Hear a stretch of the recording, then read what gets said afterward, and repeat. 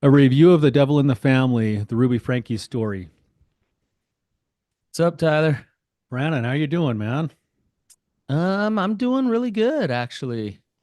Glad to hear It's it. it's been it's been an interesting weekend. Yeah, I imagine you've had a pretty big weekend. Yeah, it's been really interesting. I've connected with a lot of old people and friends and things and um yeah, with the documentary coming out, there's just been a lot of people asking questions and wondering about things. So, yeah, it's been good. But before we get into that, I do want to share a review if I can.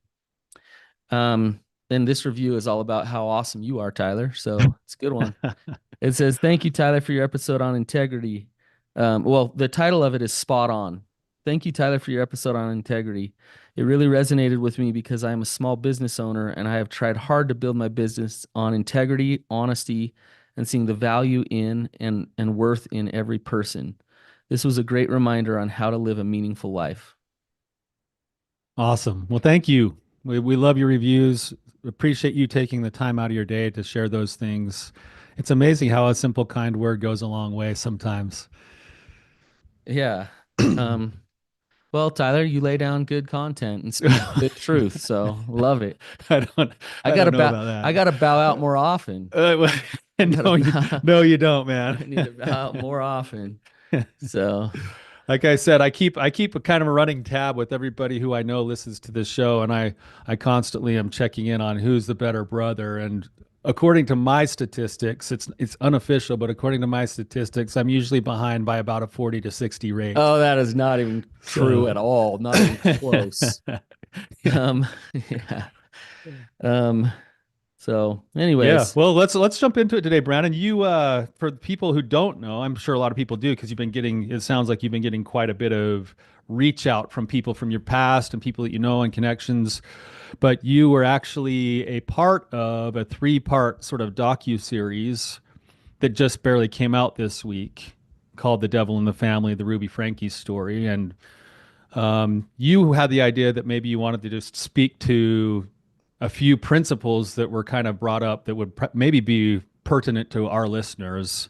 yeah, I think there's some things in that story that are really fascinating to dissect, and also they're it's a good thing to look at as a warning sign, and to learn from. And before we dive into it too far, Tyler, I want to say that this is a really tragic story.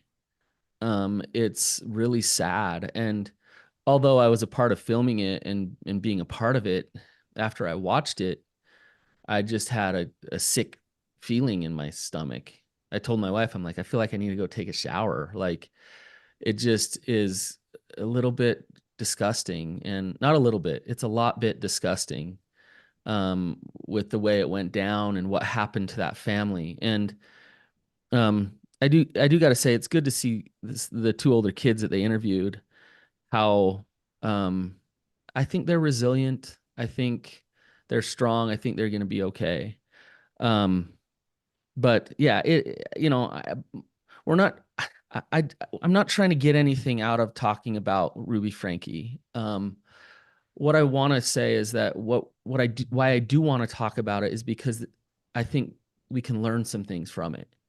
Yeah. Um, and the extremes of the situation and what happened, Tyler, happen in not such extreme examples all the time in the work that we do. Um, and I so think I want, that's why you want to bring this up, Brandon, is like you said, it's not like I mean, for the love of Pete, their whole family has been run through the mud enough. It's not really about their family per se as some of the other things that you wanted to talk about that actually would maybe apply to people who listen to us. Many people who listen to us are living in a similar, almost parallel kind of a world, and they're going to run into some of the same things that we talk about today. And this is less about Ruby and more about the process that led to the story. yes, that's a great point, Tyler. That where it went with this family obviously got off the rails and it got crazy and all kinds of stuff. But the underpinnings of it is really important, I think, to look at. And so I do have a few bullet points that I'd like to touch on, and all of these things I think relate to some tendencies that a lot of people have. Not everybody, but a lot of people have. Um, so I want to start with Kevin. So Kevin's the dad, um, and he's featured on the documentary. He's probably the main person. And the producer told me that this documentary is about giving him a chance to share his story and what happened and explain how it all went down. Um, but quickly as you watch it, you you can tell that he is a man who lacks an understanding of self and a man who lacks healthy masculinity, and a man who is extremely codependent to his wife and extremely weak. And I you know, you watch it progress, and it gets to the point where he's like a puppy dog with his tail between his legs, going off to this hole that he's living in, because he's just trying to do the right thing because he wants to save his marriage. And his wife and this crazy therapist Jody are telling him that this is what he needs to do to save his marriage. Like, where is his truth? Where is any bit of like, this is what works for me and this is what doesn't? And his entire truth was, I want to do what will make Ruby happy. And it shows Tyler at the beginning where he goes into her closet. So she's like dating a bunch of guys, right? And he's hanging out with her. He goes into her closet, and she has a list of what I want in my eternal companion. And it's this big long list. And he somehow copies it or takes a mental note and gets this list and decides, I'm going to become that so she wants to marry me. And right from the get-go, you can see he is not going to be him. He's going to be a figment of what she wants. And we deal with this all the time, where the definition of self runs through a filter of the wife needing them to be a certain thing, right? Yeah, Brannon, and I think something that in our line of work we run into a lot, and this is hard because there's like dialectics in it a little bit, is typically what we get in our office is there's been some kind of a breach of trust, a betrayal, some kind of infidelity or something like that. And naturally, in order to want to repair the relationship, there has to be some level of reparation, which includes accountability and remorse and desire to want to change certain behaviors. And a lot of times, and this is where the dialectic comes in, is it's like there's a balancing act between putting yourself in a one down position and staying there for eternity in order to pay penance versus actually working through a process which says, oops, I've been messing up. I got to figure my crap out. And yet, I still want to be in a relationship where we are equal partners instead of a one up, one down relationship. And if you're, if you've gone and done something that hurts somebody so deeply, part of the remorse, part of it can easily sort of fuel and expand whatever levels of codependency there might be in the relationship. Yeah, I think that, uh, I do not believe that you have to put yourself in that one down position to make right what you've done. No, In but fact, but it happens in treatment all the time, Brannon. Like a guy comes in, all the time. especially if he's not humble, and the therapist is like, "Dude, do you realize what you've done? Like you gotta, humble yourself and soften your heart." And a lot of times a guy who's not very shame resilient, he hears, "Beat yourself up, play small, do whatever you're told, because that's how you're gonna fix everything." Right. And that at first, um, that never actually leads to trust. So, No, not so long term. yeah, it doesn't. And so, like, Tyler, I hear you. I think there's two different things that you're talking about. One is accountability and honesty and, owning it. Like, yeah, like I messed up. Yeah. Humility. But that humility is not weakness. Humility is not, let me give you my masculinity, wife, so that I can show you that I'm sorry. That Now what happens to a broken feminine is like, okay, I'll take it. I'll take it Because because it then feels I feel safe. powerful and I feel in control. And this is where Jody, and she would do this to And couples. you're saying Jody is the therapist who was working with this couple, right? So people who haven't Yeah, watched the documentary, that's Jody was yeah, the therapist working with this couple where everything went off the rails. yeah. And I've talked about Jody before, but Yeah. but this is right where Jody would step in to. There's this part of it when everything's kind of broken in terms of the polarity in the relationship and the lack of strength from the masculine, where there's something about, let me empower you right now to take full control of this situation because you're not safe with him because he's so weak. And that's right where Jody knew how to hit that button so well with people. She just hit it. And what would happen is the very opposite of getting better is is now the man needs to become even weaker to hang in the relationship, to stay in there with the relationship and do whatever, or else these big, in quotation marks, boundaries would come that would ultimately start to split the family apart. And so you see Kevin, like he actually was so compliant, like so compliant. He wasn't like a, from what I could tell, he wasn't like about confrontation. Um, and so I actually do believe him that he legitimately thought the best thing to like fight for his family was to not have contact with his family for over a year. Now, to the world, you watch that and you're like, you have got to be kidding me. Like, you really didn't know your kids were down in St. George getting like horrifically abused. You had no idea. Um, and and I do think, is he like, I do think there's some accountability there on his part, but his problem was he was so weak that he didn't step up sooner, right? So, anyways, when we talk to men, Tyler, and we hear that codependency of like, well, I just want her to like me. I just want her to have sex with me. I just want to be a good boy. I just want to do the right things. I just want to make sure, the reason why that, like, we go after that is why.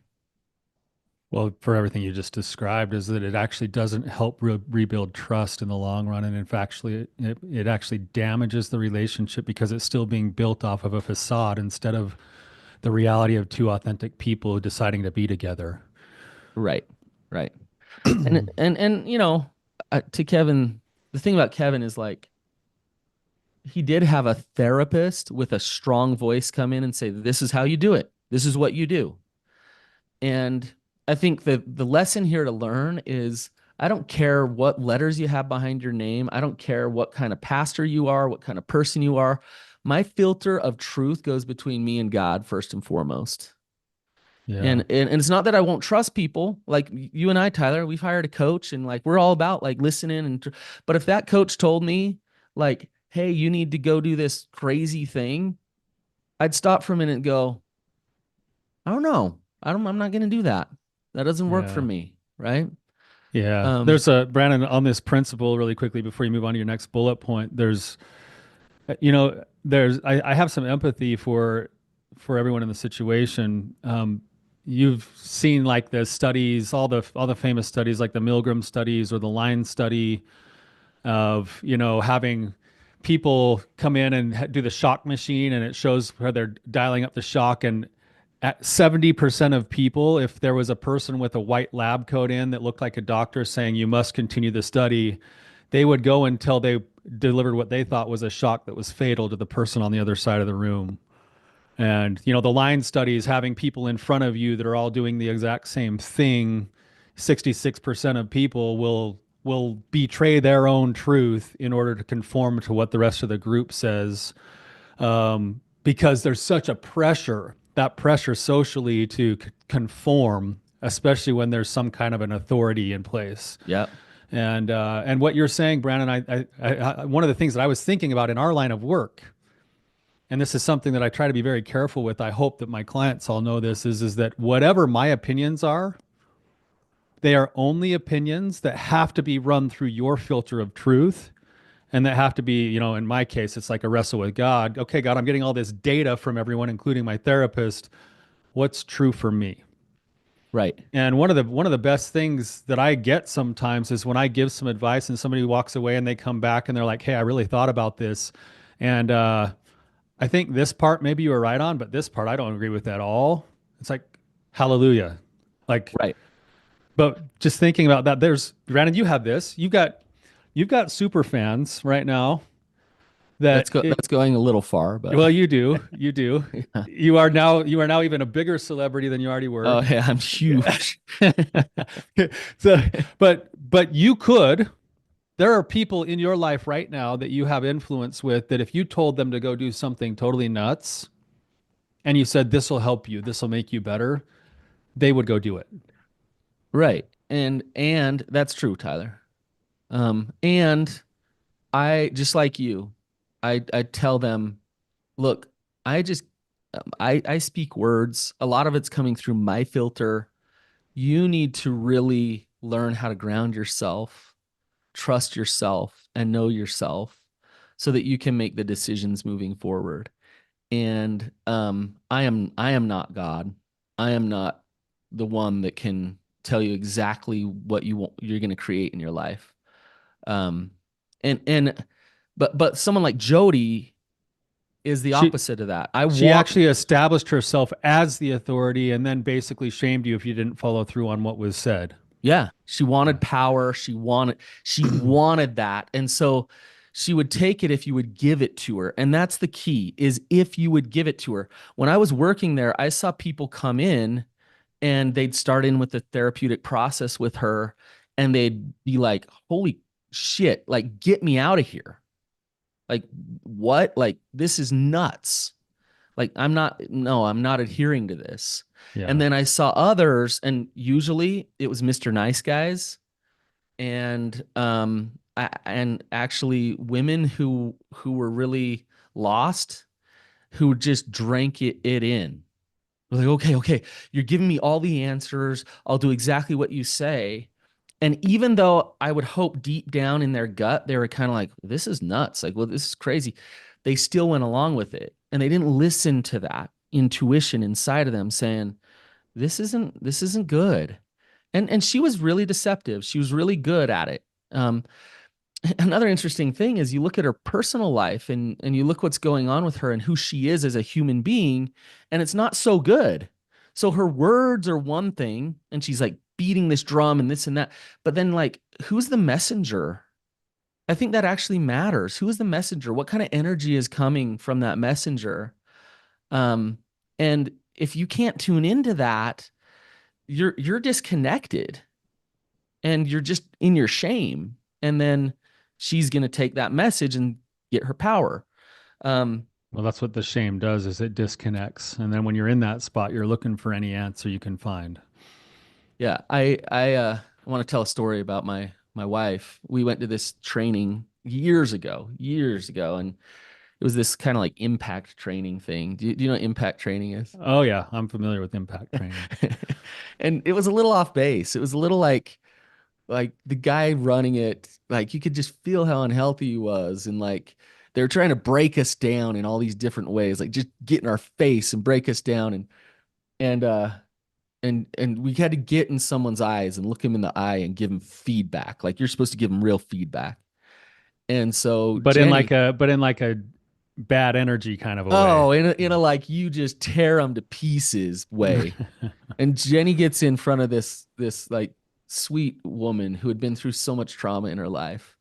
And Jenny gets some tears in her eyes and she's like, "You're a powerful human being and God loves you so much." And right then this facilitator gets in Jenny's face and is like, don't tell her that. Like you're supposed to give her feedback. You're not Like helping her, blah, blah, blah, blah, blah. drill sergeant. Yeah. And Jenny turns to him and gets in his face and is like, you don't tell me that I can't say that to her. Like, how dare you? I'm telling her who she really is. And I was like so proud of my wife because that dude had worked so hard to get groupthink going of everybody tearing everyone down. And she was like, hell no, we're not doing that here. Um, and I share that example because it's really hard when an authority is there. It's really hard when somebody with a loud voice is saying this is the way that it is. But Tyler, that's how wars start. That's how cults like start and do horrific things is nobody stands up and says, "What? This isn't okay." Right? So, okay, I want to move on to a couple other things. Okay. So, um one thing about it, and you can kind of pick up on it in the story, is this whole thing about righteousness and um there's this otherness to it of like we are doing the right thing despite how the world responds to it. Um, it's like when she made her son sleep on a beanbag for 7 months and he didn't have a bed. Instead of like saying, yeah, that probably wasn't great, she gets indignant and she's like, well, yeah, of course you don't understand. I'm fighting for truth. We're fighting for truth. And the more we fight for truth, the more resistance we're going to get. And so it's like this righteous, uh, it's this prideful thing masked in righteousness that happens. And what it does is it justifies the behaviors. And this is what happened when they started really abusing the younger children. It justifies those behaviors because they have twisted it to think that they are actually fighting for God's truths. And I think you got to be really careful with that. And really check out why you're doing what you're doing, but you can feel the pride in them when they're talking about the things that they're doing. Yeah. So Brandon, this is tricky because, I think you look at like we could probably have our listeners look at specific relationships they have right now where they're at odds with somebody and both parties would be able to claim the moral high ground of being righteous, Right. and yet they're at odds with each other. Right. So how So what is righteousness? yeah, so that's I guess that's the question. How do you guard against that? So even like right now, I'm thinking of myself, Brandon. Like I spent pretty much the vast majority of my career at odds with a pornography industry that I consider as truly evil. Um, I take pride in being engaged in a battle where I'm on the minority and I'm going to get my butt kicked, but it's still worth fighting because of how passionate I feel about that. So am I am I how do I guard myself from being overly morally righteous to the point of actually being wrong? Well, I think that's actually a great example and a great question. And I think, I mean, I think the answer to that is really to be genuinely humble, genuinely like searching for truth and what that is without any agenda for power or purpose or whatever it is. Like, okay, like if I really am checking in with myself and if I really am like asking these questions in a humble way, I believe you'll get the answers of what the righteousness is or the truth is. But So you go ahead. if you're just on a crusade because you're on a crusade and you get all these things from it, whatever it is, you better check yourself a little bit. Like what is my motives here, right? So you run the risk of it being a false sense of righteousness if there is some kind of you at least need to check in on it if there's some kind of ulterior motive for either power or temporal gain or something else versus basic true principles. Is that what you're saying? Yeah, it's kind of like if you think about Ruby, Ruby, everything was masked in.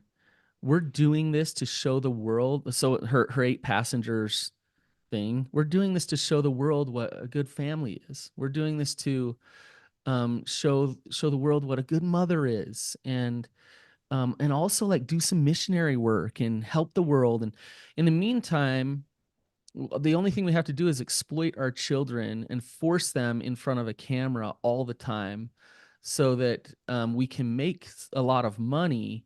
But oh, by the way, we're doing all this good. And I'm not saying that you can't make a lot of money and do good at the same time. I totally know that you can. Um, but was she really honest with herself? Was she really honest about her motives? And some of the clips that they show, it's like, no, you can see her motives. You can see that the priority, it was more important of how they looked in front of the camera than what was actually going on with her children, right? Like, so it was maybe what felt like loss of touch with what was truly the stated goal, which was have an amazing family, but that in some ways almost became the peripheral goal because of the pressure that was there to perform, to produce, to whatever else. Well, I think I think it took over. And Kevin talks about this when he's like, yeah, we made 8,000, then we made 20, then we made 100 grand in a month. And he's like, and I wanted more. And it's interesting to hear that because it's like the the kind of the money and the fame of it started to take over. He say things like she was America's mom, and I'm like, no, that's a little far. Like I don't know if she was that famous, but um, like they show this clip of her on Mother's Day, and it's like she look at her, she is the mother of and it makes you gag a little bit. Um, and yeah, like what really like why were they called to do that channel, and were they actually called by God to do that channel? Because they sure touted, or Ruby especially sure touted that it was all about God driving her to do that, right? But hindsight, you look at it and you're like, really? Like I don't know about that, right? Yeah. Yeah, um so that's a sticky one, Brandon. And I think what I'm hearing you say is at least at a minimum, working really hard to cultivate humility and curiosity and a willingness to be wrong um, would help to mitigate getting stuck in that pattern of what might be a false sense of righteousness. yeah, yeah. And I don't know, I mean, this is just me kind of my opinions, but I felt like there was some I'll go as far to say scrupulosity there with Ruby of needing to be good, needing to look good, needing to be righteous, Yeah, needing to be the perfect like an this, the obsession, a perfect little bit of that. an Yeah. obsession. Yeah. And so when Jody comes along and is like, this is how you do it, this is what right is, don't be in distortion, this is what truth is. For heaven's sakes, they called themselves moms of truth. Um, and so when Jody came along with the full playbook of how you be the perfect righteous mother, Ruby was like, "Oh, good. Like, okay, like let's do this. Let's do that. And so I think her anxiety and her fear led her into a trap. And she probably thought that it was like good in many ways. Obviously, she did. So, Mhm. Do you um, think, and I don't know, maybe you're going here with your next point, Brandon, but do you think on the other side of things, I'm trying to put myself in the shoes of Jody, the therapist, do you think that she was willful in taking advantage of people like that, or do you think she was honestly believing that she was doing the right things and helping people? I don't honestly, Tyler. Like, I rarely meet a human being that I believe is evil.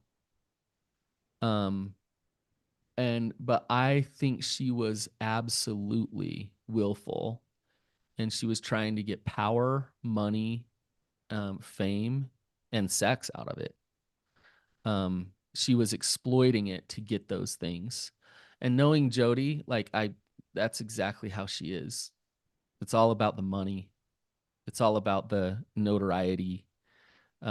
And so yeah, I think when she got Ruby in her trap, it was like, this is the best thing ever. Like, this is awesome. I'm going to take this as far as I possibly can.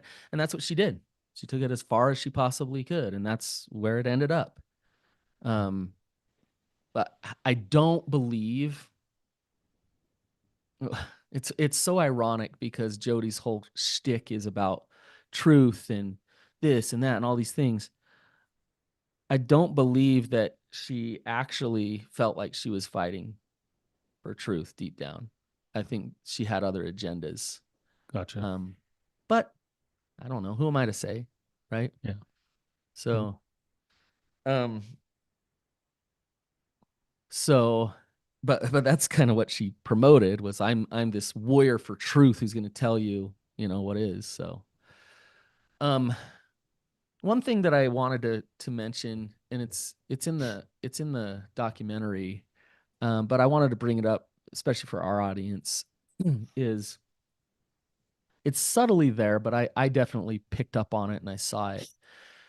They actually show video of Kevin in his groups, which is kind of crazy. They blur out the guys, but you can hear her talking and giving feedback and this and that. And a lot of times she's talking about lust. And they also talk about Chad, and that Chad's the oldest son, and how he was looking at porn and lusting and making out with his girlfriend and stuff, and how that they just came down hard on that, and he needed to be more pure, chaste, perfect in that way. And what you could see is the how Jody would use that sexual shame and that constant like guilt, um, to gain power, over people. She would act as if she was helping them overcome something, um, but in reality, she was trapping them even more with the shame around who they are, and using things like lust, um, that, like, you see it with Kevin. At first he's this like hero in the group, and he's like helping other men, and Jody's just like, you're awesome. And then all of a sudden she starts telling him what a lustful, horrible, awful person he is, and he starts to believe that. And same thing with Chad. Like, he's a teenage kid, he's bumping along, and then all of a sudden, like, we get into the you know righteousness around your sexuality, and now Chad needs to meet with her twice a week. What do you know? Um, so I think you just got to be careful around that. It's fine to deal with compulsive behaviors. It's fine to avoid harmful behaviors that harm your life. That's fine. But it doesn't have to be this steeped in control and shame in order to control those things. In fact, you have to have self you have to have compassion and self-love and self-acceptance in order to be a person who is in control. Um To right? And overcome the compulsion. So, yeah. yeah, Brandon, a different way of saying that, we talk about this a lot in our podcast about like, are you too focused on only sobriety? And part of what you're saying here is that when people go into a setting like this, they come in because they have a behavior that's causing problems and they want help with the behavior. And if you only look at the behavior without looking at the roots underneath the behavior, then one way to behaviorally modify that behavior is to punish it, right? So if you punish it, but you don't understand that the roots behind it are the shame, then what you're doing is reinforcing the sexual shame that's driving the behavior in the first place. And I don't know a single person who has they might have been able to get sober off of it, but they haven't gotten better off of it Yeah. to overcome their sexual shame by heaping upon themselves more sexual shame. Yeah. Yeah, exactly. But Tyler, I've seen a lot of therapists make a lot of money by beating that drum. Well, it's because they're focused on stopping the bad behavior rather than attending to the person's heart and soul.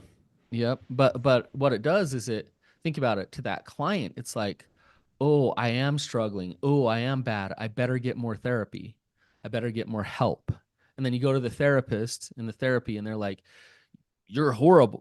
Well, they don't say that maybe, but they do. Like, you're lustful, and it shows it in the documentary.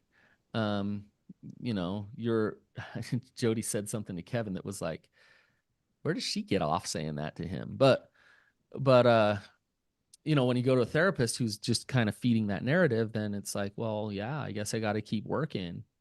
And so you pay for more therapy and you don't get better, you get worse. And until you end up in your own townhouse separated from your family, right?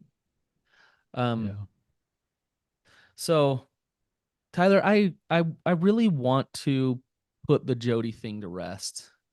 Um, and I gotta say, like, So people who don't know Brannon, like you, basically the first job you had out of graduate school, you were trained by her. Like she was it, your employer, right? yeah, and honestly, I was only there 6 months, and I picked up quickly that something was broken, but it was an opportunity for me to kind of see what a private practice was and see what people were coming in for therapy. I was only there 6 months, but that's not the end of the story that I have with Jody. And this is why I continue to talk about it. For years in my own practice, I would get clients who had been to Jody, and they would come over indoctrinated and just really hard to get to in terms of um, just being open to things.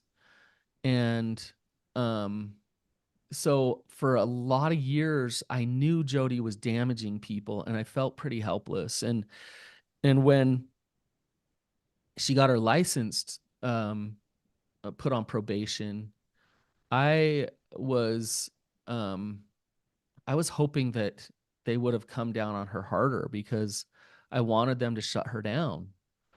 Um, and she just got put on probation, and she's a workhorse, and she just kept going and going and going. And even my neighbors, like people around my community, were like, "Oh yeah, I go to this Jody lady. She's amazing." And they were referring other neighbors to her. And I'm like, "Guys, like, what? Like, stop! Like, what are you doing?" And she would chew them up and spit them out. Um, and this happened for years and years and years. And so, um, the day that she got arrested, it was this big relief for me. Like, hallelujah, good. Like, take her out of here because she's destroying so many people's lives. I was talking to a realtor the other day, and he's like, "Yeah, my neighbor went to her, and just like he's the best guy, but like, man, that like her family just got ravished, just destroyed." Um, so yeah, I want to put it to rest. Jody's in prison now. The documentary came out. There's a lot to learn from it, I think. There's a Why lot, and did it's you why did you choose to when these people approached you, Brannon? I don't even know how they found you. Why did you choose to go on the show? I felt like it was an opportunity to give a bigger picture of what happened and to understand what happened. And I actually think the documentary, and especially my role in the documentary, I was able to do that. And so I don't regret it at all. I, I, I, I know it was made for entertainment purposes, um, but I think this telling the story is helpful. And I do think, especially for the kids in the family, the two oldest, I think it's helpful for them to be able to tell their story too. And so I was happy to be a part of that. Um, so yeah, it's been an interesting experience for sure. So Yeah. thanks for letting me process it, talk about it today, Tyler. Yeah. Yeah, well, I know it's a big topic right now in our world. It's a big topic with not even extends our little world that we operate in most of the time. And, in some ways, doing this episode might be as much for our listeners to have a few principles to think about in their own pursuit of help, as it is for you just to have another place to decompress it yourself, because I'm sure there's been a lot of emotion flowing through you this week too. Yeah. So, Thanks, Tyler. And you guys, if you're looking for good help, therapists that won't do what Jody did, therapists that don't have the agendas, go to Tyler. He's the man. Go to Love Strong. hey, Brandon, you know, what's funny about all of this is the way that we were trained. Uh, I, and again, here I am being on my own moral high ground, but I feel like, but for the grace of God, there go I. You know, a lot of the ways that we were traditionally trained align themselves with a lot of the things that Jody was doing. Yeah. Yeah, Um, absolutely. and so, Yeah. so It in took a me a certain while, took me a sense, while to get out of it. yeah, there's been a continuing, and there probably will be a continuing transformation in both you and me as we go through trying to become better at what we do and trying to grow into our own full authentic selves as like anybody else, and things will change. And I look back at certain forks in the road in my own development as a therapist and think, man, like You could have gone. a Yeah. couple of different steps, you know, if we're honest, like we're all human. And Yeah. so anyway, That's a good point. So, and I'd like to hope that we're in a good place right now. I hope so. Hope, I right? feel like what we're seeing in Yeah. people's lives is good stuff. So I feel like we're on the right track. Yeah. Well, you guys, thank you for listening. And until next time, keep on keeping on.